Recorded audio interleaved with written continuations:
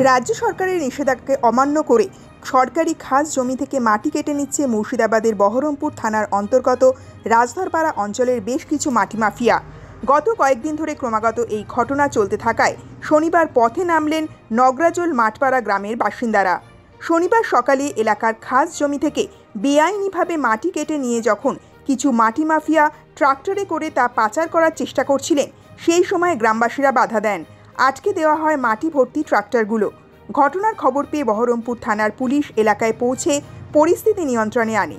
স্থানীয় সূত্রে জানা গেছে, গত বেশ কিছুদিন ধরে রাজধরপাড়া অঞ্চলে বোয়ালিয়াডাঙ্গা, মাঠপাড়া, নগরাজোল সহ বেশ কিছু এলাকা সরকারি খাস জমি থেকে বেআইনিভাবে প্রকাশ্য দিবালোকে আর্থ মুভার ব্যবহার করে মাটি কেটে নিচ্ছে বেশ কিছু মাটি মাফিয়া।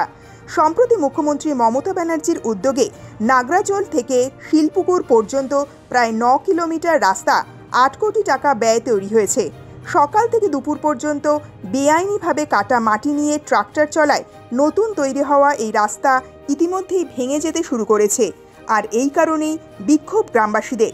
তাদের বক্তব্য, স্বাধীনতার 75 বছর পর এলাকার মানুষ গ্রামে প্রথম পাকা রাস্তা দেখতে পেয়েছেন, কিন্তু মাটি মাফিয়াদের দাপটে সেই রাস্তাও ভেঙে যাচ্ছে।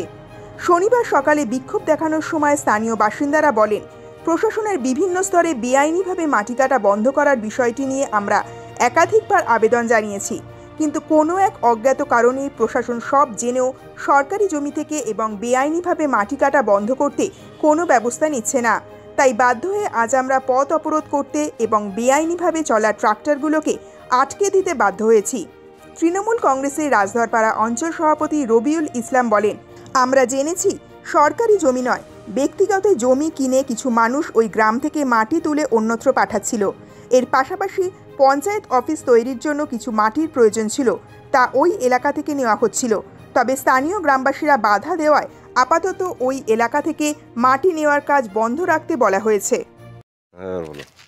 আমরা নগরাজোল মাঠপাড়া গ্রামের বাসিন্দা। আমরা কয়েকদিন আগে এই এলাকার লোকজন সমস্ত মার্কস পিটিশন দেওয়ার পর বিডিওকে দিয়েছি, আইসিকে দিয়েছি, এসপিকে দিয়েছি, এডিএম এলআরওকে দিয়েছি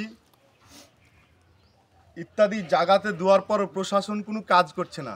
এই নতুন রাস্তা মমতা ব্যানার্জির নেতৃত্বে রাস্তা কয়েক মাস হলো নির্মাণ করেছে, কিন্তু সেই রাস্তাকে ভেঙে তছনছ করে দিল, যার কারণে আমরা গাড়ি আজকে রুখিয়ে দিয়েছি। গাড়ি আমরা কোনো মতেই চলতে দেবো না।